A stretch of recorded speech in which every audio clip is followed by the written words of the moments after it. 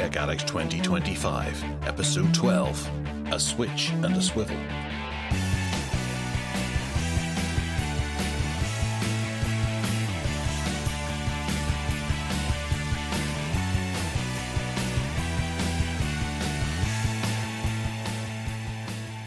This week, a little company called Nintendo has a new device out, Soundcore have a new speaker, I have a new home hub from Reolink, Volvo have some new seatbelts, Ted gives us a guided tour of the Samsung Galaxy Watch Ultra, and Android's getting Photoshop.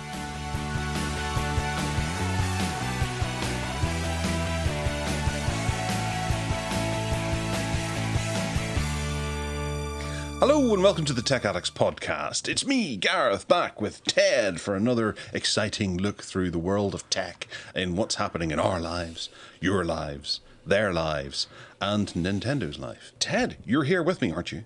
I am, and it looks like from the way that we've shuffled things around, we're on 2025 Season 3. Yes, yeah. We've shuffled, and it's now the 8th of June, and even though it's a bit of a cock-up, our was it February, April, June, August, October and December plan is still working on week 2. Yeah, it's going strong. Week 2, going strong. Oh, I tell you what we didn't do last time was weather report. We missed it completely. I got letters the about masses that. were lost. Yeah. It's actually it's really strange here today. It's kind of warm, but in the night I woke up and I was shivering. It seems like the nights are cold, but the days are warm. But it's a bit kind of overcast and boring, to be honest. I'd concur, yes, it was pretty cold last night. I even had to put a blanket over my legs, sitting in my rocking chair, watching the news. But yeah, the sun is out this morning. It is actually quite warm, and there's a bead of sweat just on the edge of my nose. I had to open the skylight there. You might be able to hear the birds tweeting. Ah, very, very nice. We like a bit of nature. Or the magpies making whatever noise it is they make, the bastards. Or making out. Yeah. Well, we've got tons in the show this week to chid and wag about, and we're actually going to start kind of where we left off on the last show with some of our own tech, because we've had a joggle around with bits and pieces, and I've discovered that Mr. Ted Salmon actually bought something that he didn't disclose on the last show. Ted, you've got an Ultra. A Samsung Galaxy Watch Ultra. I got it ages ago. I thought you would probably know. I banged on about it on PSE, and it's. I didn't buy it new. I noticed that the new price, well, the proper new price is £699, but the routine price is £599. I got mine on the forum for like half price. And it's really, really good. It's a lovely watch. It's quite big, depending on the size of your hands and your wrist and whatever, as to how stupid that looks. It's quite fat. But of course it works beautifully well with Samsung phones and tablets and whatever other Samsung gear you've got. You can wirelessly charge it as well, which is different to many phones, including the bloomin' Pixel phone watches. And the thing that we were talking about before recording today was the fact that I really like it because it's got a speaker, and a really good speaker. So much so that I've stuffed half the 32 gigabytes of storage with albums, and I listen to music with it. Now I know that it's not going to be as good as listening to music on another device that's bigger, but for the size of it, it's really, really good. I usually have it on about 75% volume, and that's loud enough, and you don't have to lug a phone around with you to keep listening. You don't have to have earphones in to keep listening. It's just on your wrist, and you can just listen to music wherever you go. Go to the toilet, to the shower, to the kitchen, wherever you are. It just rolls, and I'm very happy with the speaker. It's a very nice watch, and I like the styling. A lot of people say they don't like the whole squircle thing, but I really do. I think it's a really nice design, and I hope that in the next generation they don't move away from that. I think in the next generation they're going to skip the Ultra, though. I think that the Ultra is going to come in every 2 years now. That's my theory. Right. But you were interested in getting one, are you? Yeah, I am. What colour do you have? Black. Oh, the dark grey one then. Is it grey? It looks black to me with the orange accents around the ring. Ah, the orange one then. Right, okay. Because there's dark grey, orange, and then white. Are you talking about the strap? Because it came with an orange strap. Ah, well, no, the orange strap comes with orange accents, whereas the dark grey has white accents and the white has black accents, just to really confuse things. Oh, okay. Well, the orange strap I stripped off as soon as I got it because it just looks stupid. So, yes, I've got the orange one then. Right, okay. And did you go and buy yourself a strap from Amazon or something like that, or did you have a strap that would fit? No, the fittings are completely unique. Nothing else will fit it. You can get some lugs, so you can get Samsung Galaxy Watch Ultra lug thingies and then convert any strap to fit onto those lugs. But if you want a strap that fits, like a factory one would, you need to specifically buy a Watch Ultra strap to go in the slots. And around the back of the watch, you've got little pokey holes, and you put your fingernail in it, and it just pulls away the strap lug. It's really easy. It's ever so well designed. Oh, right, okay. So you can change it on the fly if you're cycling during the day and then need to go to a world premiere of a Bond movie later on. You can swap out the strap and make yourself look respectable. You certainly can. Okay. I recommend it. And the battery life, how's the battery life? Yeah, 2 days I get from it. Nothing like a dumb watch, of course, because it's doing an awful lot. And if you start doing things like blood pressure monitoring and heart rate monitoring, and if you go down the gym, then it's not going to last you 2 days. But I don't do any of that crap. I sometimes do the blood pressure monitoring, and I do keep it up to date. I recalibrate it. I think once a month you've got to do that, and I do that. But I don't go down the gym, as you'd imagine. But yeah, if you were out there fully active and using it to its fullest, then I guess you will probably get people saying that it doesn't last anything like 2 days. I don't know. Okay. And is it the Wi-Fi or the LTE? Mine's just the Wi-Fi one, yeah. I don't feel the need for LTE, frankly. I cannot imagine a world yet, if ever, where I'm going to go out of the house and leave my phone at home. I don't even leave my wallet at home, I'm not one of these people that have embraced technology to such a degree that I just completely trust my watch. Well, it's funny because I had a conversation just earlier this morning, and it's prompted a bit of a reaction that I'm going to go into in a little bit. But there was a question that was asked of me of my wife, because she has the Samsung Galaxy Watch 5, I think, and she uses it because she's very active and does a lot of walking and running and things like that. But she's been debating the idea of leaving her phone at home, and she was wanting to Bluetooth pair her headphones with her watch so that she could listen to music, because it's got, I think it's 4 gigabytes inside of it, and she can listen to music on her way. And she's not technically minded enough, and she suggested this to me before she went out, and I was like, I'd need to sit down and have a look at it with you for a bit. But I was wondering if you've had any experiences of pairing headphones with your watch, or do you just use the speaker, and how do you get the music across to it? What's your method? No, I've just manually loaded it. So you download it. So you go to the music player, and it's got a space on the watch, and you just go to wherever the music is, and you download it. If you could, because you use the Samsung Music app, and if you want to, I'll do it on the fly here. So I'm opening up the. Oh yeah, you can also use the pinch gestures to start it rolling, which are not... Oh, that worked that time. So all I'm doing is holding my hand in the air and pinching my finger and thumb together. And, oh yeah, it stopped that time. It's not 100% reliable. But yeah, you basically...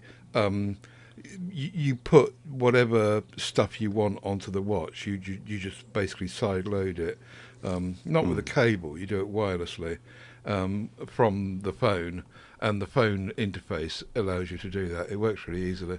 Okay, so essentially you've got MP3s on your phone and you copy them across. It's not that you're sort of downloading a YouTube playlist or something. No. But you can do that if you want to. You can if you want to, you can do it on the fly. But if you've got if you haven't got a 4G version of the watch or 5G or whatever it is, then obviously it's not going to work if you're too far from the phone, which is why I loaded my stuff onto it.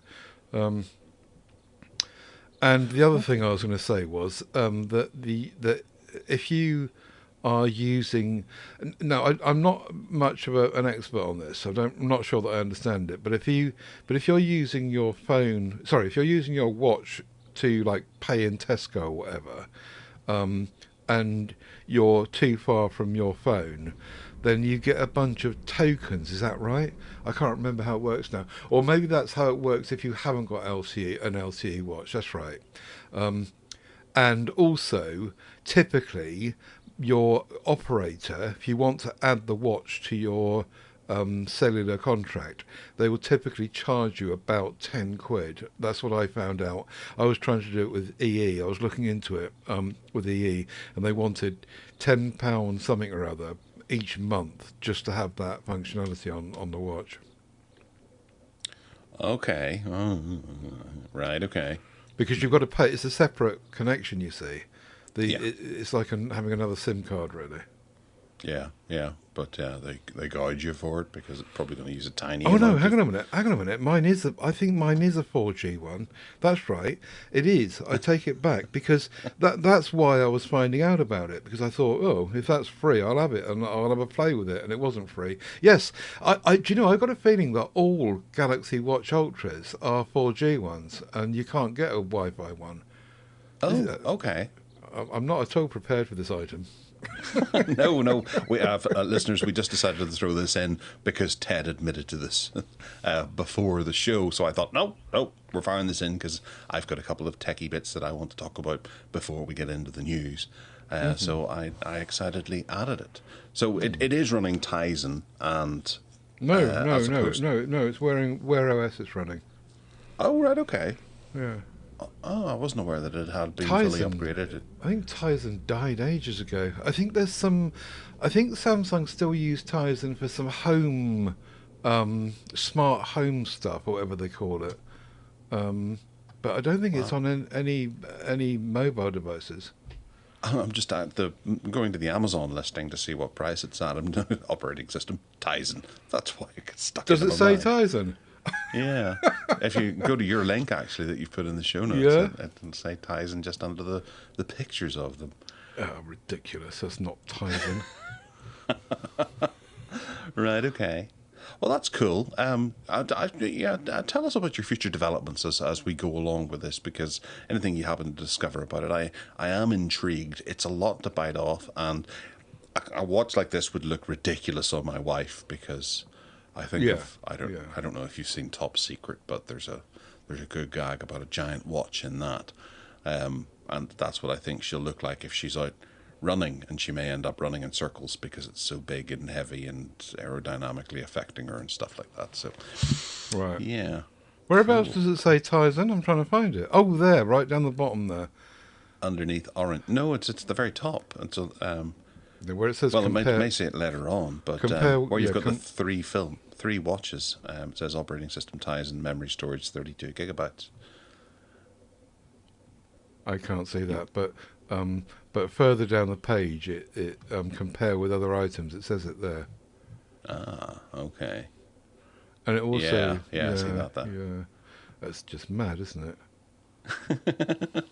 Well, the last thing they do is they just replace the old listing on Amazon so that because the old listing was selling quite well, so just update that listing with something else.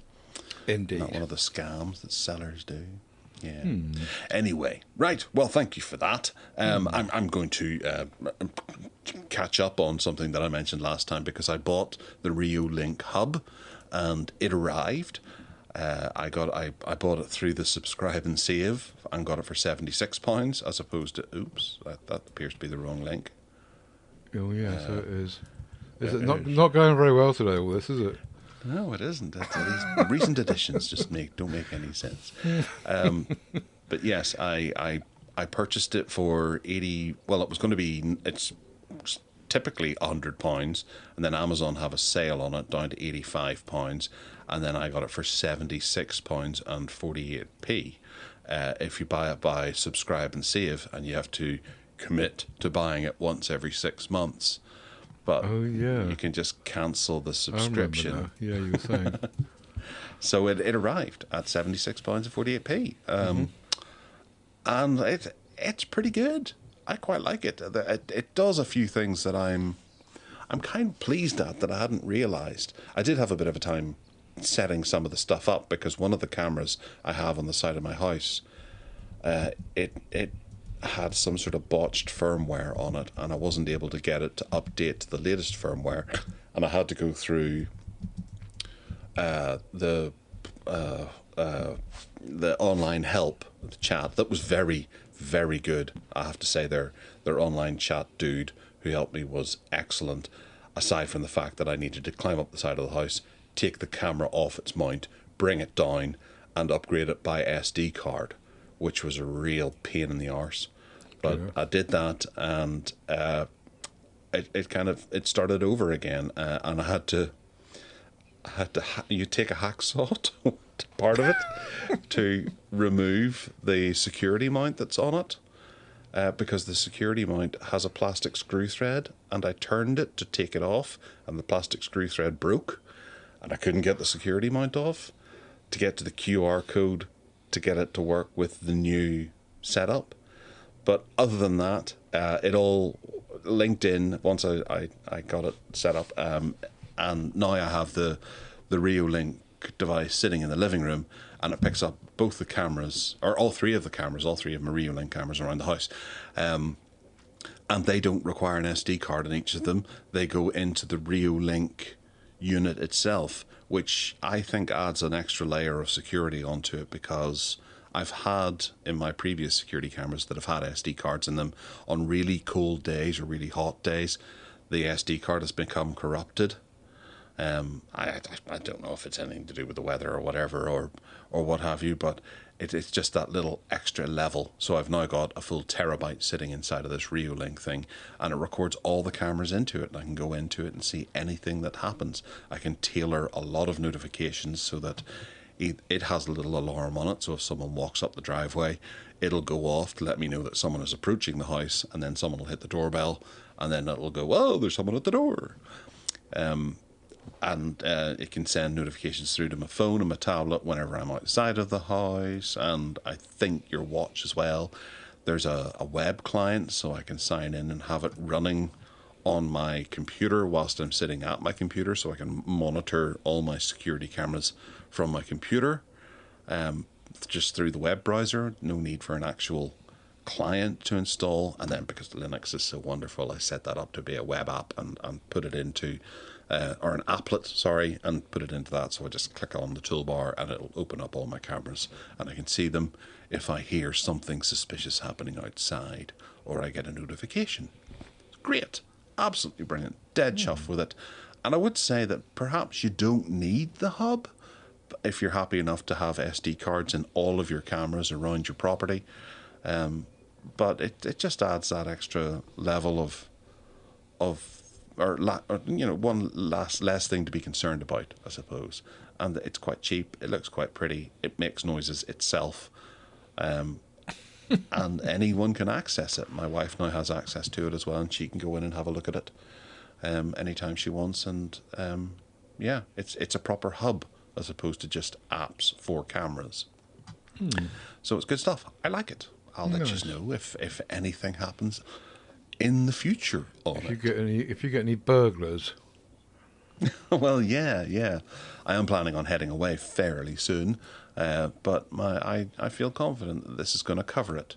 And if someone comes along and smashes the camera or something with a baseball bat, as has happened to a friend of mine, it'll record that, and they won't be able to just remove the SD card or take away the camera, and the person won't have any evidence. And then the other ones will pick it all up, and I'll be able to have a couple of copies of any footage that I need. Great. Indeed, Good yes. stuff. I wonder why they haven't adopted USB-C power. You'd have thought that everyone producing anything now, unless this is, not that new, would just be onto USB-C and not giving you a proprietary kind of cable and what have you to power it. Yeah, I suppose. Yeah. It would be nice if it had that, but it doesn't. So, boo to you. I think the cameras all work over PoE as well, power over Ethernet, so you can plug them in and forget about them, Right. which is quite nice. And then they'll all plug into this if you have, I think, a Switch or something. I don't know. I haven't looked into that yet. They're all operating over Wi-Fi, and I'm grand with that for the time being. Very good. Yeah. I alluded to headphones earlier because my wife has been using her Edifiers, and she, when running, she wants to skip tracks, so she has to hit it twice, but it seems to have stopped working. Whereas she taps the headphone or the earphone twice, it'll skip the track, but that doesn't seem to be working. So I had to go to see if I could fix it, and I noticed that Edifiers actually dropped support for her Bluetooth headphones through their app, which has really narked me a big amount, because I do have quite a lot of pairs of Edifiers knocking around, but they only support a certain amount through their app. And they have all these kind of software features built into them for notifications, Google Assistants and things like that. But now that they've dropped that headphone, or that's a pair of headphones, she can't do anything with it. It's almost taken away that feature that it did have. The ones that I have, the TWSO2s, I think they're called, they're still supported. So I'm going to give her those, and she can use those until they're unsupported, which I don't know how long that's going to be. These are about a year old. Maybe they do 2 years and then they drop them, which is a real pain in the arse. But I went and ordered myself some of those ones we were talking about last week. The Anker Soundcore P41Is. I ordered those this morning, so I'm dead chuffed about those. As long as they do ship to me, even though there's a power bank built into them, they might not ship, but hopefully they will. So if she hooks up her edifiers to Bluetooth without the software, can she not even use the tap features to just pause and play or what have you? I would have thought that the basic... Yeah, right, okay. But you can't skip a track, which is something that she used to do. And if she gets a phone call, there's only basic things. You used to be able to, was it 3 taps or 1 long tap, I think it was, allowed you to change between noise cancellation types. So she can, if she's crossing a road, she can change it so that she can hear cars and stuff as she's approaching a road. As she's being mowed down. That functionality's gone as well. And I'm thinking that people aren't complaining about this because, well, they've been mowed down by a truck or something like that, and don't have an opportunity to complain about it. But she can move over to mine for a bit, which means I have to give mine up. So it gives me the opportunity to go and buy myself a new one, and that's these. These were the ones we talked about last week with the power bank inside, isn't it? Mm-hmm. Yeah. I'm looking at them more and more. They do look a good bit bigger than what we have done, but that's fine for me because I'm not taking them out running, being as unfit as I am. I'm quite happy just to have these in my pocket. Right. And then they can boost my phone if I suddenly need them, because 192. If you don't boost your phone, you get 192 hours playback with the case included, as we were saying last week. They do look.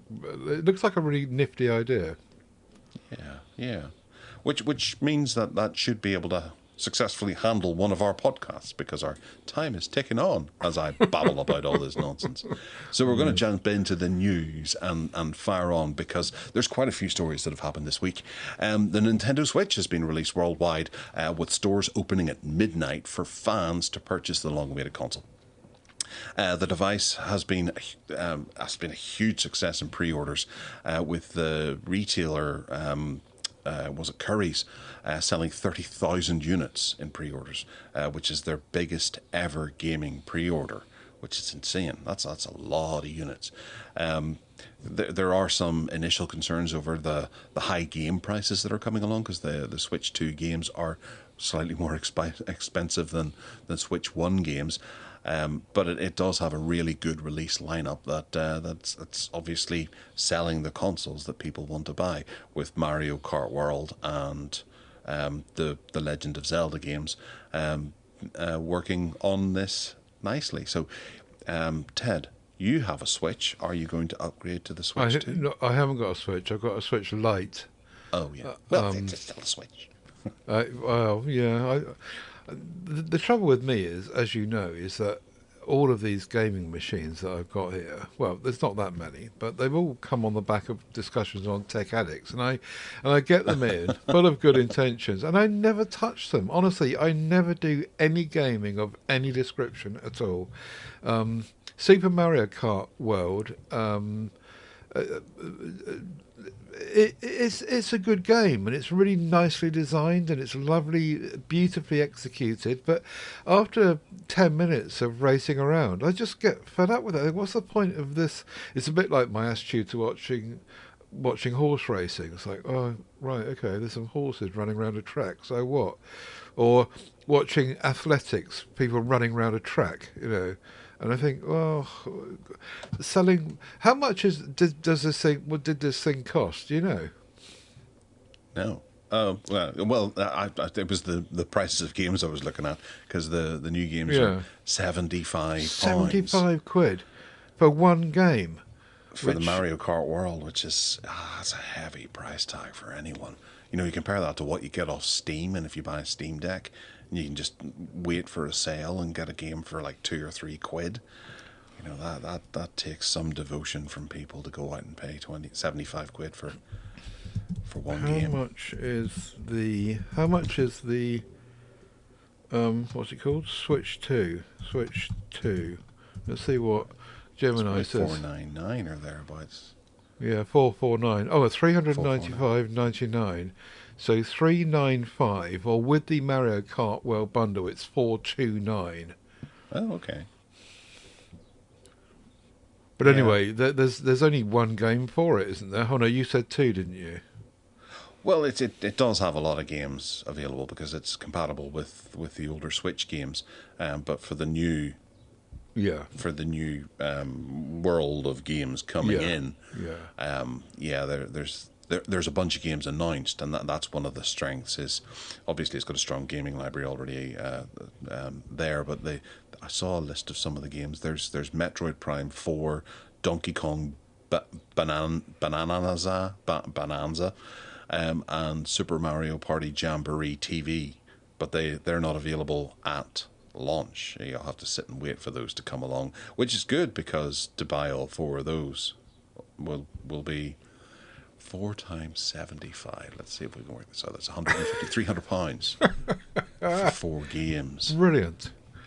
Amazing. You're already coming along. Yeah. I just don't. I think I'm too old. It'd be interesting to hear from our listeners, to see how many people who are listening to this over 60 like me are actually doing gaming. I used to do gaming. I used to enjoy gaming, and it was fun, and I did it. And it's like, it's just something I used to do, and I've got no interest in it now.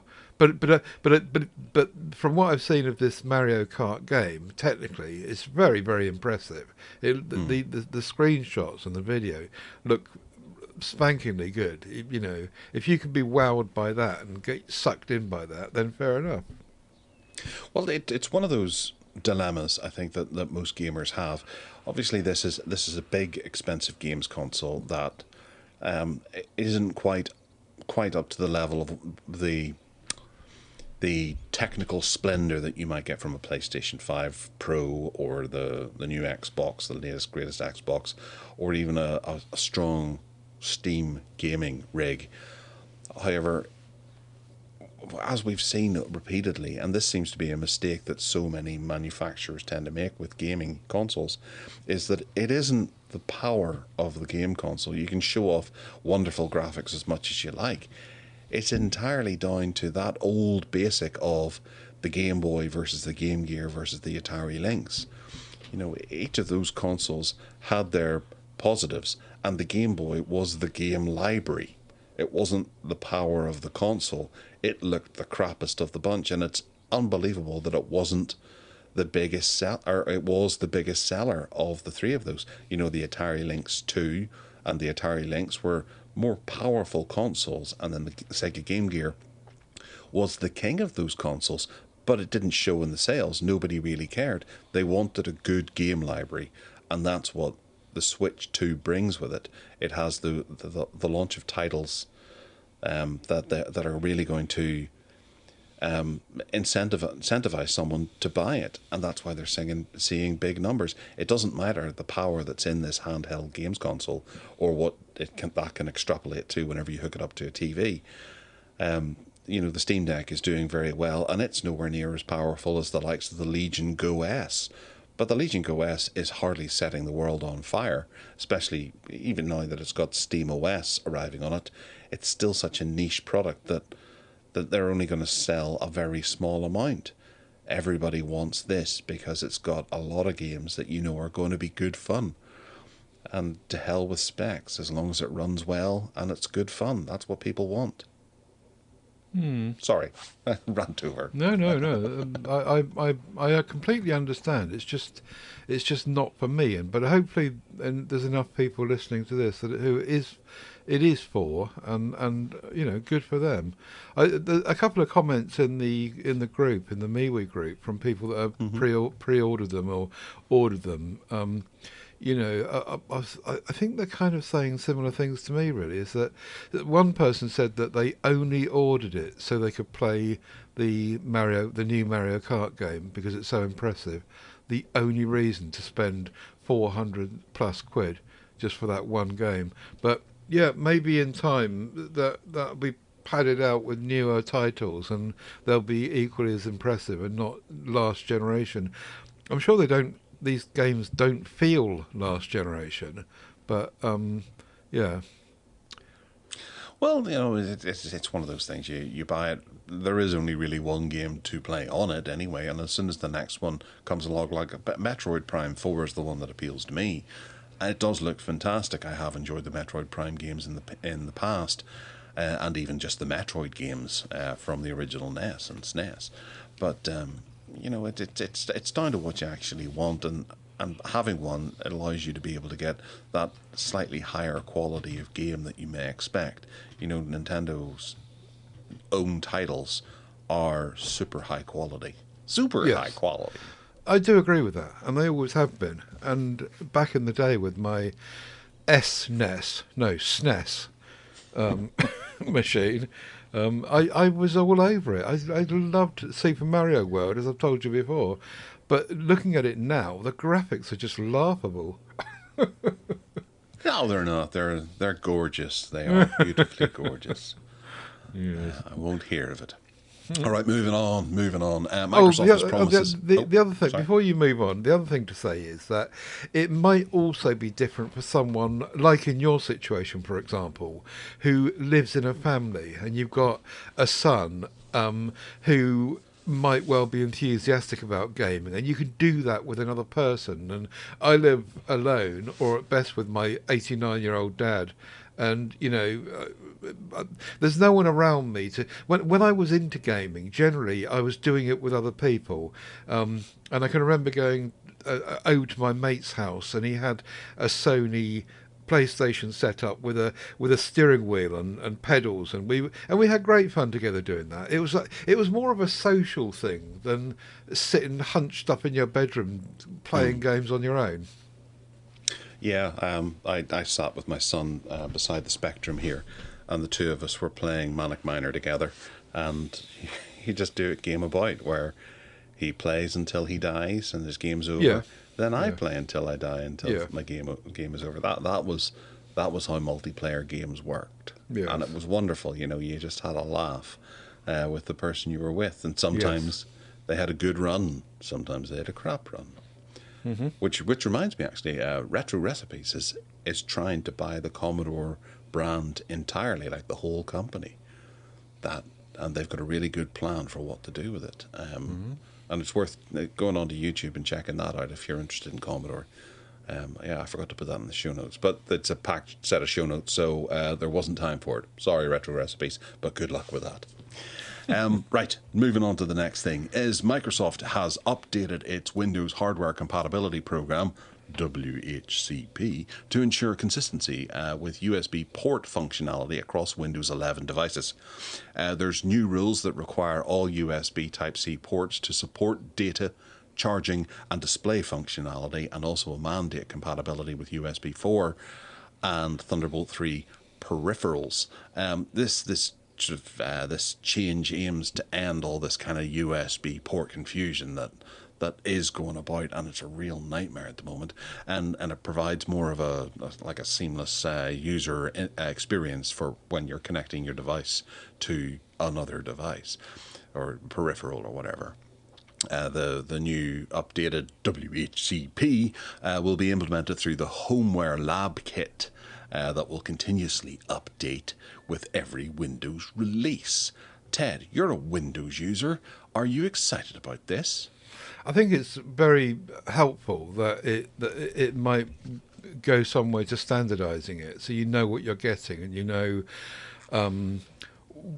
And also, they've got those kind of green compliant table stickers. We've seen those before with something else, I think. Was it USB power banks or something? We talked about those on the show before, and it looks like they're going to put that sticker on the back of or on the bottom of laptops or include it with it, which tells you exactly what's what. But going forward, we'll talk about a Windows 11 laptop a bit later on in the show, but going forward it will be very useful for people to know what they're getting and not be surprised that you don't get the speeds of transfer you were expecting, or it doesn't charge as quickly as you thought it should be, or whatever it is.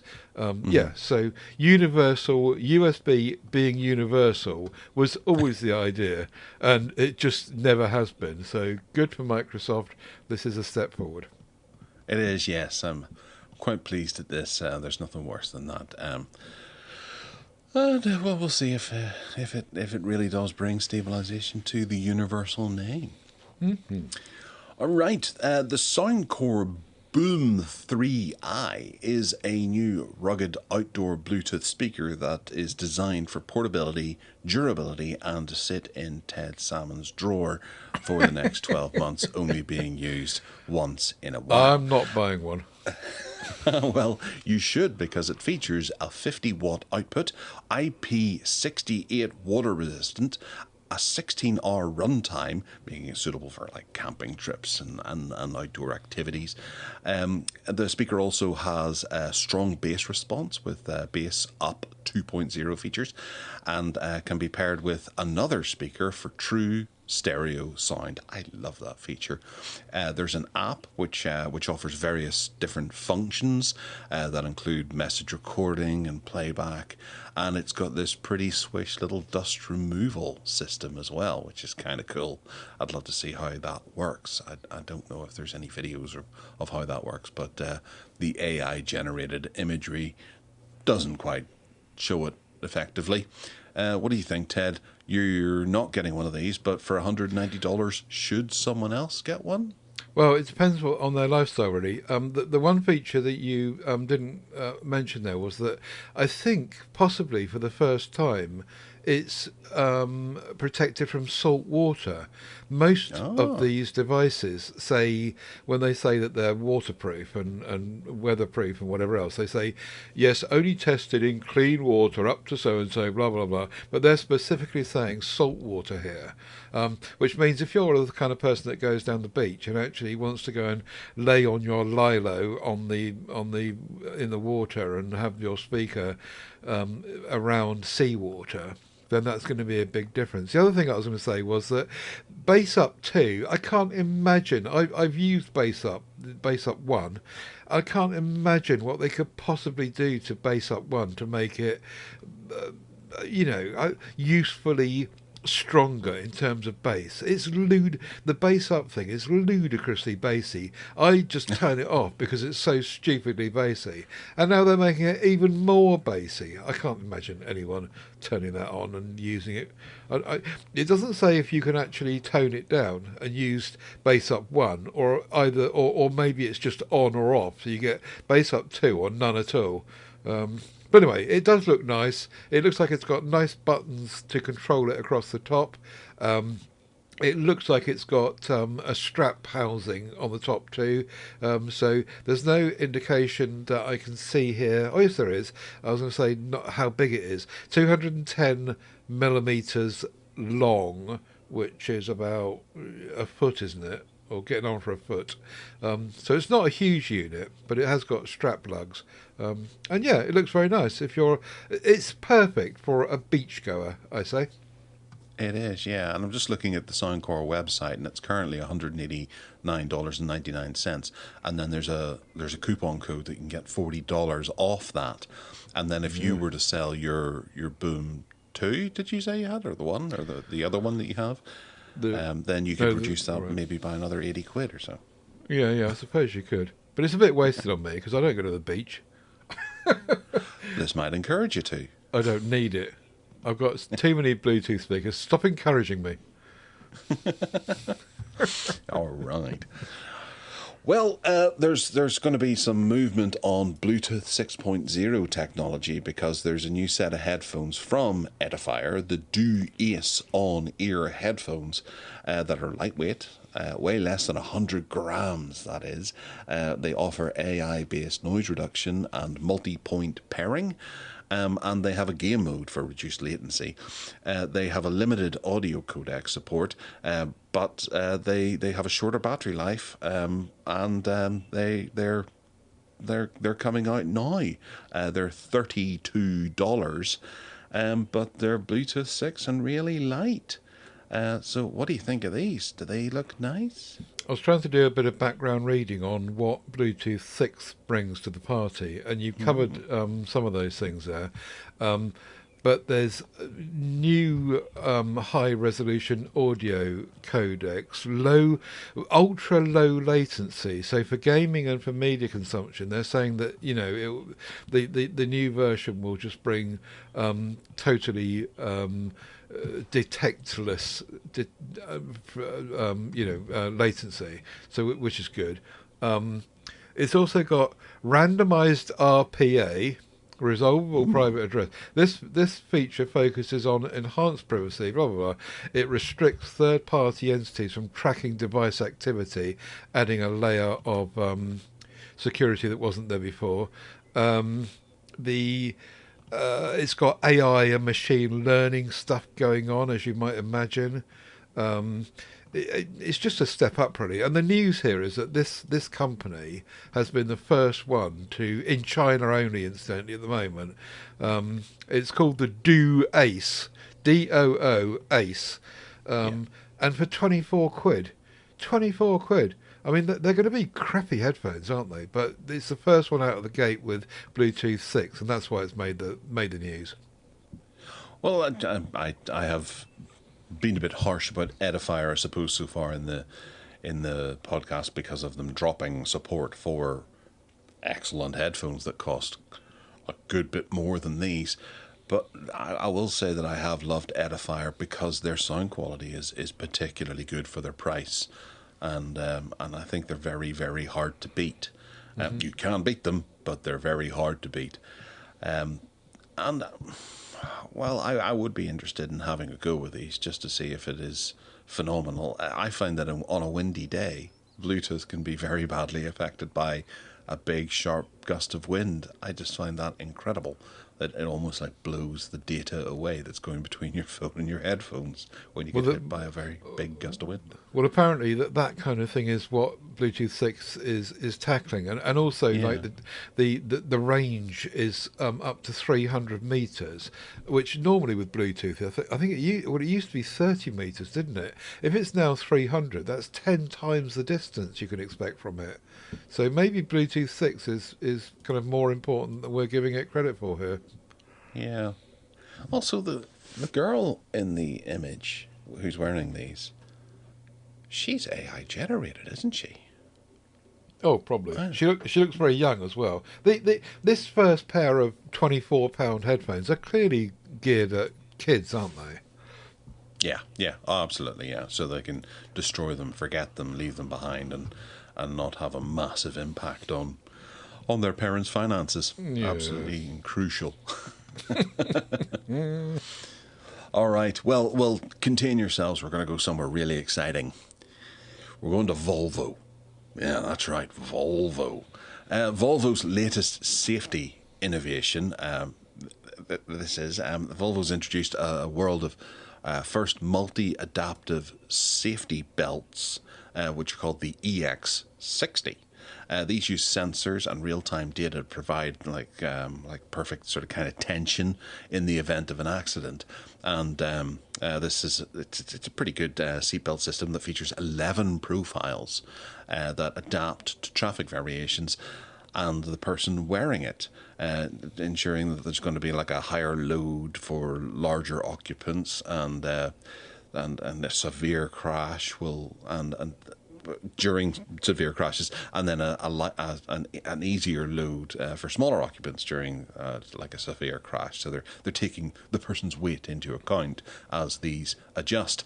The belt's performance will improve over time via over-air updates that Volvo is dedicated to producing through their accident research team and a continuous data feed from real-life accidents. This technology aims to reduce common injuries associated with standard seat belts and demonstrating Volvo's commitment to safety innovations. Hopefully it's not behind a subscription model, but yay, Volvo, smart seat belts. What are you going to do about this, Ted? Yeah. In the show notes, I put a link to Martin at the Friday checkout, because he does a very, very brief but very informative little part of his video from Friday, just demonstrating exactly what this does and what they're expecting, and all the things you just said, really. It's just that he puts it into a little video, and it's interesting to watch. It's interesting to watch it go through. And yeah, you're right. I can't add anything to what you said, really. It looks very AI and very, who knows what real world impact it will make. But yeah, they're showing all sorts of different shapes of people and weights of people and pregnant people, and hopefully it'll make a difference and save lives. Absolutely. Well, I'm actually going to correct myself a wee bit, because I think I got a wee bit tangled up there in reading through the article. I thought that the actual seatbelt itself system was called the XC60 or the EX60, but it's actually the new model of the car, right, the Volvo EX60. Yeah, okay, because they had the X40 and the X. If we were rich, the X19. If we were rich people, we would have known that. Yeah, true. No, it was the 60 that made me think, because I actually looked at the 40 for my wife, because her car's due changing, and my brother had the X90, I think, which is the first car I've ever been in with lane departure technology and adaptive cruise control, so he could actually sit and eat a McDonald's at the wheel whilst he was driving up an American highway, and just trust in the car. That was a long time ago, but yeah. Yeah, so the EX60 is their new electric vehicle. Yeah, gotcha. Now. Right, okay. That makes more sense. Mm-hmm. All right, moving on to the next one, which is Windows 11, which has a hidden start menu. So this is like a second start menu that you can access by right-clicking on the start menu. Yeah. And this menu provides quick access to system tools like shortcuts, including the Device Manager, Task Manager, Disk Management, among other things. And it can be, by using this menu, you can streamline your Windows experience, they're saying. Ted, have you had a play with this? Yeah, have you yeah. noticed anything? No, it's great. It's not being a Windows user, you wouldn't have probably seen this, but I'm looking at it now, and it's got shortcuts to lots of nerdy, geeky things that most people. They're quite right. Most people won't want to see any of this stuff, and will get lost trying to find it. It's got sign out and shut down stuff as well. It's also got a quick shortcut back to the desktop for those that can't press Windows D to get back to the desktop. As usual with Windows, there's loads of ways of doing stuff, left, right and centre, and this is just another one. And yes, you can get to what we used to call in the old days sys tools. Lots of sys tools under that right mouse click. So that was just a quick one, yeah. Yeah, it's one of those things that I don't want to part my own horn, but I thought everybody knew this. Well, see, a lot of these are little reminders, and the next one I was talking about the Marshall Monitor 3 headphones on this very show, or on PSC, or both. But there's a new review been done on that on Android Central, and I was just going to point that out and put the link in the show notes, because what the summary on that is they're just brilliant, and I agree totally. So that was another quick one. Another quick one was the Google Drive Gemini now features file changes summaries with Catch Me Up. Now, I don't know if Motorola are going to sue them for using Catch Me Up, because I think they got it first. But the change here is that when you go to your home page, well, at least on the web, I don't know about on mobile, but if you go to the home page of Google Drive, at least I'm seeing little star thingies next to some of the files which have been updated. I did post this into the group for anyone that's interested, but if you click on that link, you get a right-hand panel pop up, and it tells you a summary, which in my experience of using it this week is actually very good, of changes since you last visited the document. Now, probably you'll probably say to me, well, I don't need to know that, I'll just open the document and have a look. But actually, of all the AI things, I think that's quite an interesting evolution, and I think that's quite useful. So yeah, those were just some of those quickie ones, which I thought were worth throwing into the show notes.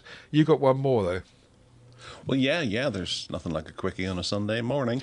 Next up is it's a big announcement for an app that's arriving on Android, and that's Adobe Photoshop. It's released a beta version of Photoshop Mobile for Android, offering like a more robust set of features compared to the existing Photoshop Express app that they have. The new app brings familiar editing and design tools of the desktop version that a lot of people do seem to like for some reason. And it's got a simplified interface with non-destructive editing capabilities via layers. During the beta period, all features are free to access. Whoa! Hey. And premium features will eventually be locked behind a paywall requiring the subscription. Ooh. So do it while you can. Help them. You can get free access to Adobe Photoshop on your Android device to help them put together a robust solution that you're ultimately going to have to pay for at one stage. Or another. Nice. Yes. But I can see that this might be quite useful on a bigger Android device, but I think the tools that are built into like Google Photos for the average person using an Android phone are probably enough. But yeah, if you had a tablet and you were really into playing around with photos, it'd be very useful on a tablet, particularly if your tablet's got a stylus. Yeah, I think so. With the Galaxy tablets and things like that, and more styluses arriving for various different devices. Lenovo do them as well. They've got countless amounts of styli for devices. So yeah, it makes sense. It's not just Apple Pencils out there. There's more to play with. Certainly Very is. nice. So you're going into a wee bit of a rant here about buying a Chromebook in 2025. Do you need to look for that Plus version? Do you? Well, do you? This is the big question. First things first, I can't find anywhere a tablet style like the Lenovo Duet Chromebook Plus. The question is, as you say, do you really need to get Plus? What do you need Plus for? Because if you limit yourself to Plus, you basically can't. No one is making a 2-in-1 tablet style. You can get flip devices that fold back on themselves. That's a Plus, but you can't get a tablet one. And there's no reason why that shouldn't be the case. I've been exploring it, and the guaranteed minimum specs do not exclude it. It's not like it's got to have a keyboard. So the guaranteed minimum specs are the Intel Core i3 12th Gen or Ryzen 3 7000 or above, 8 gigabytes of RAM minimum, 128 gigabytes of storage minimum, a full HD, so 1080p IPS display or better, and a 1080p webcam with whatever this means, temporal noise reduction for clearer video calls. Okay, so those are the things that are the baseline, and there's no reason at all why those things could not be built into a tablet style like the Lenovo Duet. And I would really like to have that. Now, so then that brings us on to the question of what you get with a Chromebook Plus. Well, in practice, apart from those baseline specs that I just mentioned, you get AI features inevitably, like Help Me Write and Magic Editor in Google Photos, Gemini integration, AI-powered video call enhancements, noise cancellation, background blur, all of those stuff. And if you're going to make the most of AI, then it's worth making sure you do get a Chromebook Plus model. But if you're not going to make use of that AI stuff, then frankly, what I've discovered really is, well, firstly, if you want a 2-in-1, you've got no choice. But if you're prepared to have a keyboarded ordinary laptop Chromebook, then you've got to ask that question of yourself, because Chromebooks are really, really cheap, but the ones that comply with the Plus criteria mostly are not that cheap, because they're the newest ones, and that's, I guess, what they're trying to plug out there. The non-Plus models also have long life support, as we know from previous, like 10 years of support from point of buying. And yeah, I that was my rant really, is that if there was a Lenovo Duet, which was also a Plus version, which incidentally you get 12 months free of Google One AI Premium included with, they actually, just to make that clear, they actually stopped that a while ago. It ran out at the end of December last year, but they've now started it again, and it doesn't run out again until the end of January 26th, I think it is. So you do get 12 months free. After that, you've got to pay $18.99 a month if you want to continue, but you don't have to continue.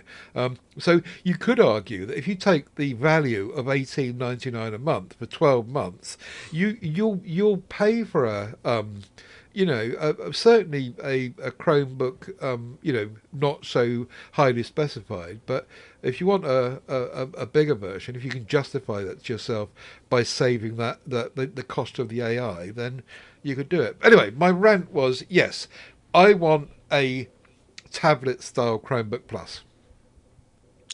Okay, all right. Well, they do show quite a few images of tablet-style Chromebook Pluses on Google's official blog. They're lying. There's one from Acer. Asus. It's a flip round one though. It's not it's not a 2-in-1. Take the keyboard away. Well, yeah. Do those sell well enough to be able to warrant having a whole ecosystem for that? Well, Lenovo Duets have sold amazingly well. They're incredibly popular. So much so that they've updated it with the Duet 11. The Duet 5 is still available, and the 3, which I've got here, is still available, and they're holding their price. So I think they are quite popular. Yeah, I just always wonder, when obviously if they were to sell like hotcakes, the likes of say Samsung and well, no, I do think Acer have made them in the past, but maybe not very often.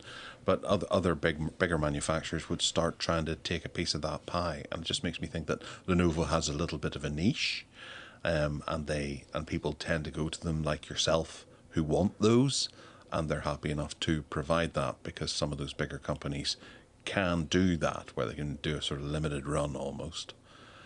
But they do the flip around ones. The trouble with the flip around ones, apart from he says grabbing it from down by his feet, the trouble with the flip around ones are, unlike my original Pixel book 17-inch, the i7 Pixel book, which is here. It's so beautifully made that when you flip around it back on itself to make it into a tablet, it's almost as thin as an ordinary one. Because what happens with these flip around ones is that when you flip them around, they're fat and heavy and not very usable as a tablet. And I don't think I've seen one since this original Google Pixel book, which does it as well and so beautifully. So I'll settle for that. If someone makes a new Pixel book, I'll be all right. Yeah. It also strikes me because Chromebooks are one of their biggest areas that they expanded into is classrooms.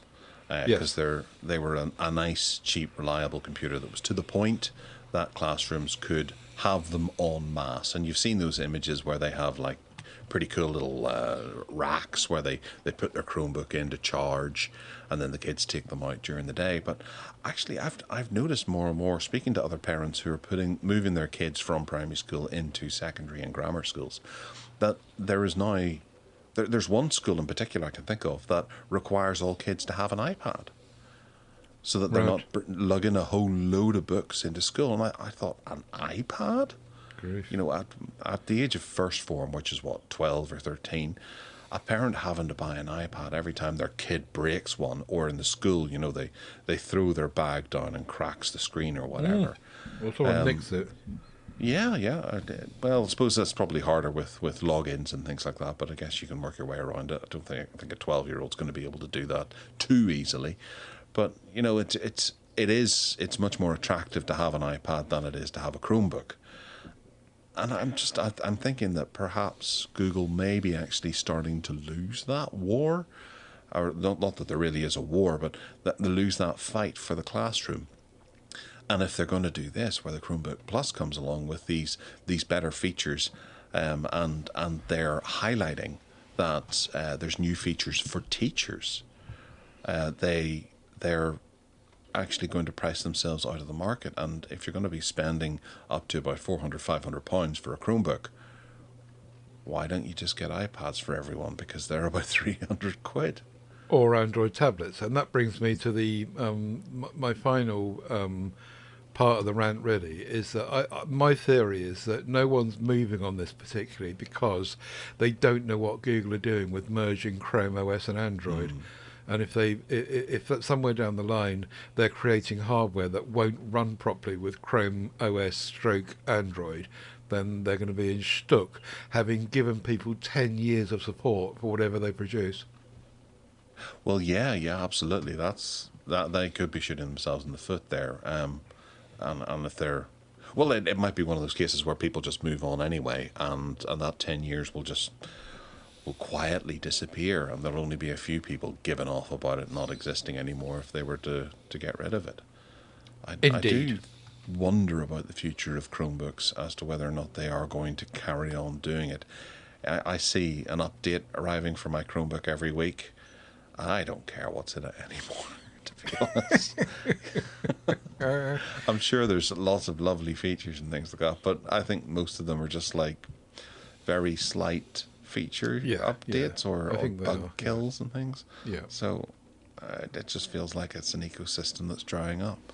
Well, drying up, you could argue. Well, you could argue that it's polished and it works really well.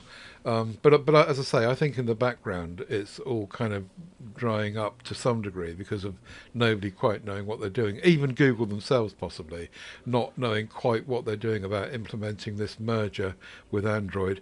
And you can see the sense in that, I think. But we'll see what happens. I'm interested to see what happens, but I would still like a tablet. Thank you. Well, they'll get on to that. Do that, Google. All right, bargain basement where there's fun things on sale. I'll start this one with a wee bit of of my nose. Sonos actually contacted me during the week to say, do you want to come up to Scandinavia and see our development team and things like that and have a chat with them on the 25th of June? And I said no, because I'm away on a cruise up in Scandinavia, kind of. Well, but you called in. Well, I don't know. My family might be a bit pissed off at that, but I hadn't been away for a tech tour in a long time. But it got me looking into Sonos, and I'm just noticing. Hang on a second. This deal has come to a close. There is still a deal, but it's nowhere near as good as what it was. So I'll highlight the deal that's still there, which isn't as good. The Sonos Beam Gen 2, which is a compact smart soundbar for TVs. It's been reduced in price from £449 down to £349. The white one had been reduced down to £299, but it's back up to £449, which is a bit of a shame. But I think most people do know the name Sonos, and they like it. So this would be a nice little TV, what do you call them? Soundbar, even though I just said it. Soundbar for your TV. I do like soundbars. I prefer them over surround sound systems because they're just easier. You chuck them in and you can swap them out whenever you want to, rather than having to work out speaker placements and all that kind of stuff. So yeah, $349 for a recognised brand like Sonos. That's pretty good. What do you think?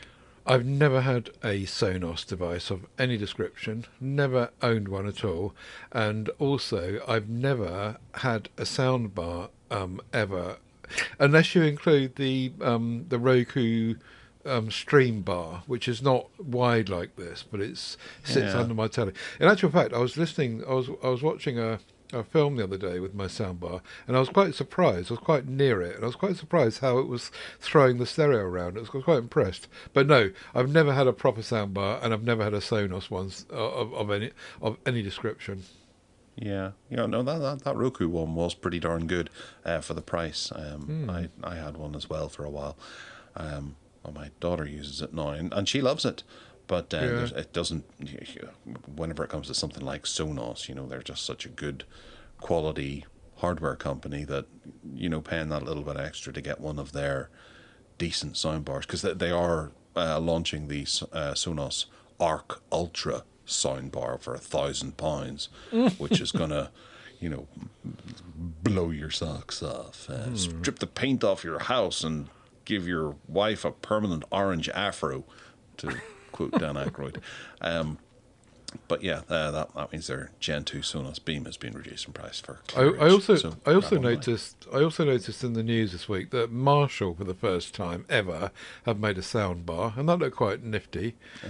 They've never made one before, and this is the first, so that'd be quite interesting to see what that's like as well. Is it expensive? Can't remember. We didn't prepare for that one. What I have prepared for, though, is the Anker Prime power bank, the 250 watt total with a 100 watt charging base. Now, normally you have to buy the two separately, or pay for the pair together, not on sale, and it can be £230. This has been reduced to £169.99, and it's just a nifty idea. It's got the power bank sitting on top, which is the one you take with you, 250 watt total output for charging or whatever you plug into it, but it's got a base which charges, you sit it on top of it and it charges the unit itself. But even when if it's not on the base, you can still use the base, because the base has got various ports coming out of it, 2 USB-Cs and a USB-A, and also you can use it wirelessly to charge things on top of it if the charger's not on it. It's a nifty little bit of kit, and it has been reduced to $169.99, as I say. Oh, right, okay, nice. It's showing as out of stock for me, but then I'm in Northern Ireland and we can't get these sorts of luxuries over here. This is being sold by Anker Direct UK, so it's not Amazon. So perhaps that's significant. No, because they're the ones that are shipping me the headphones currently. Oh, right. Oh, I don't know then. Yeah. I noticed that whenever it went through, because I thought, oh dear, is that one of those things that Ted told me to watch out for, where it's not actually guaranteed or whatever by Amazon? But never mind. Okay. Moving on to SSDs. The WD Black SN850X 2TB SSD has dropped in price. It had dropped in price. And now it's gone back up. The bastard. It has gone back up. So, never mind. Ted, what's next? Right. I'm going to go and reference what I was talking about earlier, which is a Windows PC with AI coming out of its ears. This is the Acer Swift. We were talking about the Acer Swift at the last show, I think. The Swift used to be a very nice little laptop. This one looks very nice. If you're going to be into this whole AI co-pilot button-driven stuff and Snapdragon X Plus driven laptops, then this one has been reduced from 711 quid to 599, and it does look quite nice. The specs look quite decent to me. I'm not sure about the Snapdragon X Plus chipset. I haven't researched that, but it's got a 1TB SSD, 16 gigs of RAM, Windows 11, a 14.5-inch screen, and it's the Acer Swift Go model with AI and Copilot Plus built in and all that. Looks very interesting. I thought these would be more money than this, but there you go. This is the IPS model. There is also an OLED. Let's see how much that one is. It's 1,000 quid. So it's a lot more money to pay for just getting an OLED over an LCD, isn't it? It is, yeah, absolutely. You must really need an OLED for that, but that's a very sexy looking laptop as well. Acer do deliver whenever you want a really nice looking laptop. Yeah, indeed. There's a funny thing on the trackpad there as well. It's a good big trackpad, but over to the top right there's a wee squiggly thing. That's the Copilot Plus logo. Oh, is it? I think so. Because because it hasn't got a Copilot button, has it? They've obviously put the button into the top right hand corner of the trackpad instead of putting a physical button on the keypad, I reckon. Okay, well there you go. Must be for someone who's going to use it an awful lot. Great. Indeed. Okay, next up is it's a wee thing. It's a thing that you can stick on your desk. A Ugreen iPad stand, tablet, desk holder, 360-degree, rotating, foldable, adjustable, travel, portable, mount, compatible with the iPad, because it says iPad. This is reduced in price. It's nothing to do with an iPad, is it? Nothing at all. Put it it's down in price from £21 to £16, and I just thought these things are tremendously useful. Not just for iPads, but for any old tablet that happens to come along, because they've got a nice wee bit of padding that you can turn it round, you can swivel it or whatever. If you set it on a coffee table and you're talking to people, you can show them pictures of a recent holiday and that kind of stuff. So I do like these sorts of things. And Ugreen is a good company that produces quality products, and I thought this might be a quite nice thing for people's to have. There is a larger version, I think, as well, which is £25. But I reckon this is going to do for most tablets. And it even shows a guy with a PlayStation 5 controller playing a game with the iPad or whatever it happens to be that he's playing the game on, receiving air through the grills on the back. So it keeps your tablet cool. Well, or at least it allows it to breathe. Yeah. 16 quid. I was just about to say that I don't think I've ever seen one of these which swivels on the base, so turns round, left to right and round that way. But then I scrolled down the page and the Amazon's stuff with them. So obviously I just haven't looked for one. But yeah, that's a nifty idea, having it turn around like that. Yeah, and the word swivel is great. I like swivel. I think we should use it more and more. Mm-hmm. Swivel. And there used to be a great insult, which was "go swivel." Sorry. Yeah, swivel on that.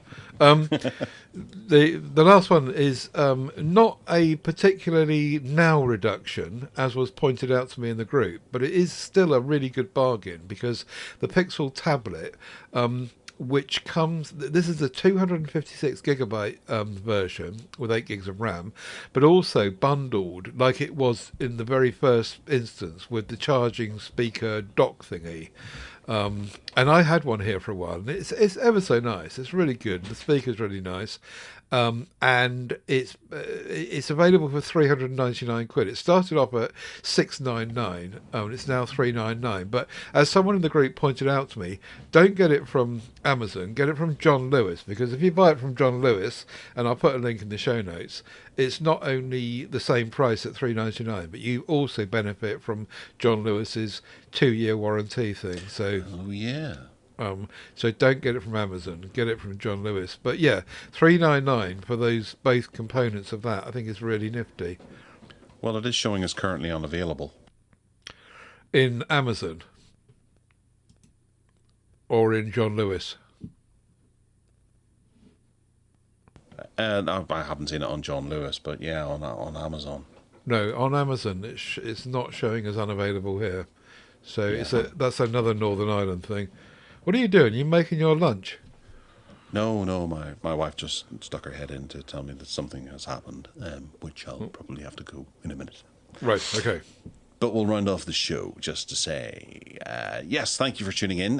We'll speak to you all next week for another exciting Tech Addicts podcast. You can get in touch with me by emailing us at gareth@techaddicts.uk. There's also Tech Addicts on Twitter as well, Tech Addicts UK. I'm on Twitter too, at Gareth Myles, Myles, and I'm on Blue Sky and Mastodon as well. Ted, where can they find you?